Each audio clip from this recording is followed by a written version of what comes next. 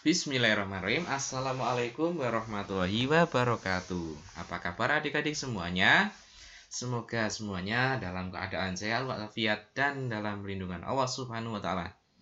Berjumpa lagi dengan Kak Rizal di sini untuk belajar bersama. Kali ini kita akan belajar materi tematik kelas 4, yaitu tema 8, subtema 2, pembelajaran ketiga. Sebelum belajar, seperti biasa, untuk berdoa menurut agama dan kepercayaan masing-masing agar belajarnya lancar dan ilmunya bermanfaat. Setelah sudah berdoa, sekarang kita mulai belajar ya. Kita masuk ke tema 8, subtema 2, dan pembelajaran 3. Sudah siap belajar kan ya adik-adik ya? Yuk kita mulai. Nah, perhatikan gambar berikut. Ini namanya adalah proses produksi buku sehingga sampai ke konsumen.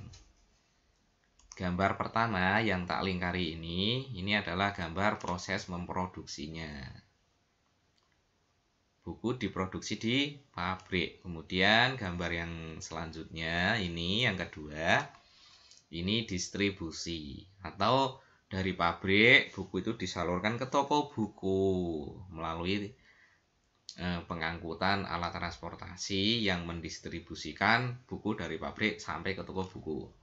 Yang ketiga, ini buku bisa kita beli. Dari produksi sampai tangan konsumen. Jadi ini kegiatan produksi, yang ini kegiatan distribusi, dan yang ini kegiatan konsumsi atau konsumen ya. Konsumen itu orang yang konsumsi atau yang menggunakan. Ini ada pertanyaan diskusi tapi tidak usah didiskusikan ya. Kita lewati saja. Kita lewati tapi kita bahas. Karena Kak Rizal sudah mempersiapkan jawabannya.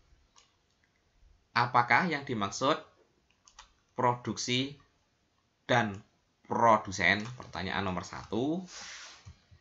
Jawabannya ini.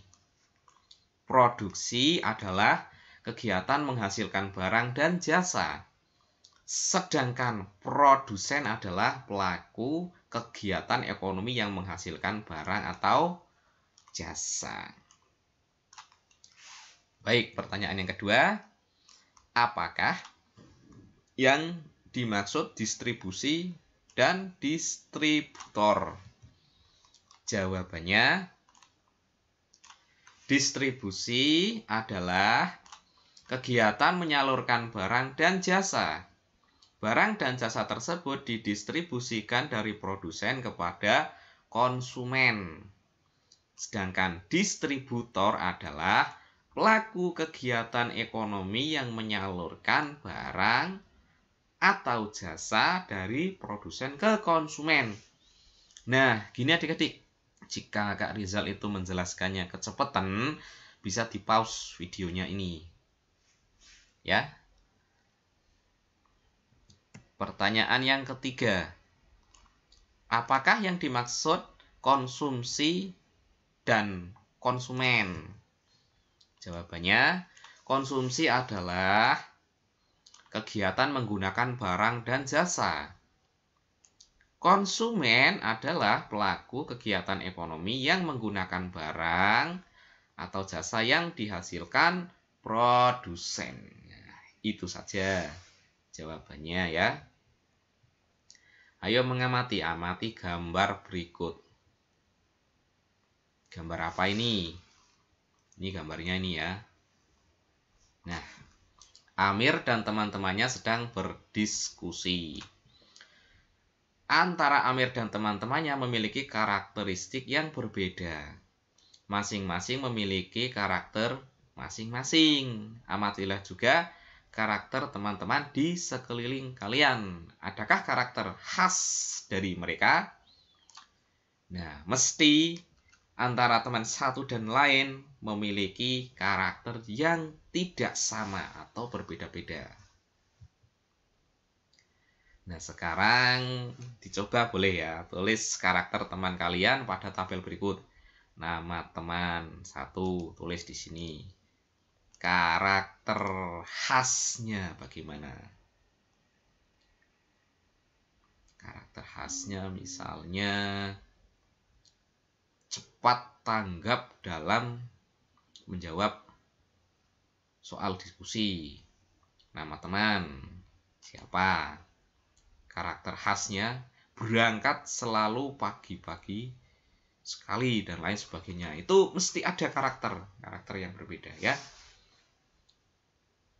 Sesuai dengan keadaan yang ada. Jadi mesti beda, nggak sama.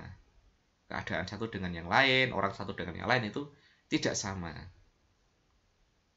Nama teman Bondan, karakter khas, hobi membuat karya seni 2 dimensi, yaitu gambar lukis. Lukisannya sangat bagus. Karakter itu sebenarnya sangat luas. Karakter itu adalah sebuah ciri khas yang ada pada seseorang. Bisa dari cara bicara, cara bertindak, kebiasaan harian, dan lain sebagainya. Cara berpikir, itu karakter ya. Seperti itulah gambarannya. Kita teruskan sekarang. Bacalah sebuah teks Kali Gajah Wong yang ada di buku siswa. Selanjutnya kerjakan tugas berikut.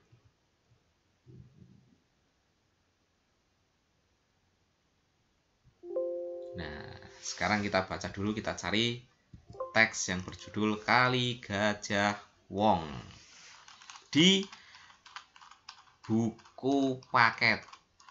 Di sini buku yang Kak Rizal gunakan adalah buku BSE atau buku sekolah elektronik. Kita buka yang pembelajaran 3. Tentunya buku tema 8, buka yang subtema 2 dan pembelajaran yang ketiga. Kita cari teks yang akan kita baca. Teksnya ada di halaman berapa ya? Nah, ini teksnya ada di halaman 91. Subtema 2 keunikan daerah tempat tinggalku, halaman 91 sampai halaman panjang ini teksnya ya, sampai 93. Yuk kita baca sekarang teksnya. Ini ya. Kali Gajah Wong. Hari itu Ki Sapa Wira bersiul riang. Seperti biasa, ia akan memandikan gajah milik junjungannya, Sultan Agung, Raja Kerajaan Mataram. Dengan hati-hati, Ki Sapawira menuntun gajah yang dinamai Kiai Dwi Pangga itu. Mereka berjalan ke sungai yang terletak di dekat Keraton Mataram. Mulailah ia memandikan gajah yang berasal dari negeri Siam itu. Nah, sekarang kau sudah bersih, rambutmu sudah mengilap. Sekarang ayo kembali ke kandangmu, kata Ki Sapawira kepada Kiai Dwi Pangga. Ki Sapawira memang memperlakukan Kiai Dwi Pangga seperti anaknya sendiri. Tak heran Kiai Dwi Pangga amat patuh padanya. Suatu hari Ki Sapawira tak bisa memandikan Kiai Dwi Pangga. Ada bisul besar di ketiaknya. Rasanya ngilu sekali. Badannya juga demam karena bisul itu. Ia meminta tolong pada adik iparnya, Ki Kerti Pejok, untuk menggantikan memandikan Kiai Dwi Pangga. Kerti, tolong aku ya, aku benar-benar tak bisa bekerja hari ini, kata Ki Sapawira. Tenang Kang, aku pasti akan membantumu, tapi tolong beritahu bagaimana caranya supaya gajah itu menurut padaku. Aku takut jika nanti ia marah dan menyerangku, jawab Ki Kerti Pejok. Nah, ini ada gambarnya ya. Asal-usul Kali Gajah Wong, cerita rakyat Yogyakarta. Selingan dulu sedikit Gajah Wong. Gajah Wong itu kayaknya dijadikan sebagai nama ini ya, nama kereta ya. Nama kereta api ya kayaknya ya. Terus Dwi Pangganya juga dijadikan nama kereta. Argo Dwi Pangga kalau nggak salah ya. Yuk kita teruskan. Biasanya kalau ia mulai gelisah, pantatnya aku tepuk-tepuk.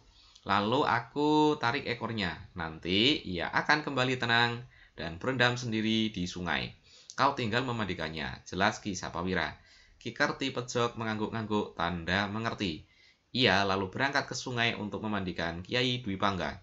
Sepanjang perjalanan, Ki Kertipejok mengajak Kiai Dwi Pangga mengobrol. Ia juga membawa buah-buahan sebagai bekal dalam perjalanan. Gajah gendut, kau mau makan kelapa? Tanya sambil melempar sebutir kelapa pada Kiai Dwi Pangga. Kiai Dwi Pangga menangkap kelapa itu dengan belalainya. Dengan mudah ia memecah kelapa itu dan memakannya. Sekarang kau sudah kenyang kan? Ayo, jalan lagi, kata Ki Kertipejok sambil memukul pantat Kiai Dwi Pangga. Sesampainya di sungai, Ki Kertipejok melaksanakan tugasnya dengan mudah. Digosoknya seluruh bagian tubuh Kiai Dwi Pangga sampai bersih dan mengkilap. Setelah itu, mereka pulang ke Keraton Mataram. Kang, hari ini aku sudah melaksanakan tugasku dengan baik. Apa besok Kakang masih memerlukan bantuanku? Tanya Ki Kertipejok pada Ki Sapawira. Jika kau tak keberatan, maukah kau memandikannya sekali lagi? Aku masih demam, sedangkan gajah itu harus dimandikan setiap hari, jawab Ki Sapawira. Baik Kang, aku tidak keberatan. Toh gajah itu sangat penurut, jadi aku tak kesulitan saat memandikannya, kata Ki Kertipejok. Terima kasih Kerti, lusa aku pasti sudah sembuh. Kau akan bebas dari tugas ini, kata Ki Sapawira. Keesokan harinya, Ki Kertipejok menjemput Kiai Dwi Pangga. Pada pagi itu hujan turun rintik-rintik, tapi sepertinya tak akan bertambah deras. Di sungai, Ki Kertipejok bimbang karena dilihatnya air sungai sedang surut. Wah, airnya dangkal sekali. Mana bisa gajah ini berendam? Aku sendiri saja tak bisa, apalagi gajah yang besar, pikirannya dalam hati. Gajah gendut, kita cari sungai yang lain saja. Sungai ini dangkal, kau tak akan bisa berendam di sini. Ki Kertipejok menuntun Kiai Dwi Pangga ke hilir sungai. Di situ air tampak tinggi dan aliran juga cukup deras. Nah, di sini sepertinya lebih asik. Ayo, sana masuk, berendamlah. Aku akan menggosok punggungmu dengan daun kelapa ini, kata Ki Kertipejok sambil memukul pantat Kiai Dwi Pangga. Sambil memandikan Kiai Dwi Pangga, Ki Kertipejok berpikir dalam hati. Sebaiknya aku beritahu Kakang untuk memandikan gajahnya di sini. Di sini airnya lebih dalam, arusnya juga cukup deras. Aneh, kok selama ini Kanjeng Sultan Agung tak tahu keberadaan sungai ini ya? Saat ia sibuk berbicara sendiri, tiba-tiba dari arah hulu datanglah banjir bandang yang sangat besar. Banjir itu datang dengan sangat cepat. Ki Kertipejok dan Kiai Dwi Pangga bahkan tak menyadarinya. Dalam sekejap mereka terhempas dan terbawa arus. Tolong, tolong, teriak Ki Kertipejok. Tapi tak ada yang mendengar. Sungguh menyedihkan nasib Ki Kertipejok dan Kiai Dwi Pangga. Mereka terseret arus dan hanyut sampai ke laut selatan. Sungguh sangat disayangkan mereka binasa dalam keganasan banjir bandang itu. Ki Kertipejok tak tahu bahwa selama ini Sultan Agung memang melarang para abdinya memandikan gajah di hilir sungai, karena ia tahu bahaya bisa datang sewaktu-waktu. Di sana, Ki Sapawira berduka. Ia sangat sedih karena kehilangan adik ipar dan gajah kesayangannya. Untuk mengenang kejadian itu, Sultan Agung menamakan sungai itu Kali Gajah Wong. Kali berarti sungai, Gajah Wong berarti gajah dan orang. Kali Gajah Wong ini terletak di sebelah timur kota Yogyakarta. Nah, nggak asing nama Gajah Wong sama nama Dwi Pangga ya, terutama di dunia perkereta-apian. Sekarang namanya diabadikan sebagai nama kereta api. Baik, sekarang kita kembali ke pembelajarannya untuk menyelesaikan tugasnya. Nah, tugasnya itu setelah kalian membaca cerita di atas, jawablah pertanyaan-pertanyaan berikut. 1. Kita siapkan pen dulu biar untuk menandai ya. 1. Siapa saja yang menjadi tokoh utama pada cerita Kali Gajah Wong? Pertanyaan kedua, siapa saja protagonis, maksudnya tokoh protagonis dalam cerita Kali Gajah Wong? Nah, ini 2 saja ya. Sekarang kita jawab pertanyaan pertama, yaitu siapa saja yang menjadi tokoh utama pada cerita Kali Gajah Wong. Nah, ini jawabannya. Tokoh-tokoh pada cerita Kali Gajah Wong yaitu Ki Sapawira, Yai Dwi Pangga, Ki Kertipejok, dan Sultan Agung. Baik, sekarang kita jawab untuk yang kedua. Pertanyaan kedua, siapa saja protagonis dalam cerita Kali Gajah Wong? Masih ingat ya protagonis itu ya? Ini jawabannya. Tokoh-tokoh yang diceritakan dalam cerita merupakan tokoh protagonis. Yaitu, kenapa protagonis? Karena baik semua, yaitu Ki Sapawira, Yai Dwi Pangga, Ki Kertipejok, dan Sultan Agung. Semua tokoh tersebut tidak menunjukkan sifat buruk. Jadi, dalam cerita tersebut tidak terdapat tokoh antagonis. Atau semuanya termasuk tokoh yang protagonis, tokoh baik. Baik adik-adik, untuk pembelajaran yang ketiga ini sampai di sini dulu. Semoga bisa memberikan manfaat. Boleh di-share video ini jika dirasa bisa memberikan manfaat tambahan. Kurang lebihnya dari Kak Rizal mohon maaf. Wassalamualaikum warahmatullahi wabarakatuh.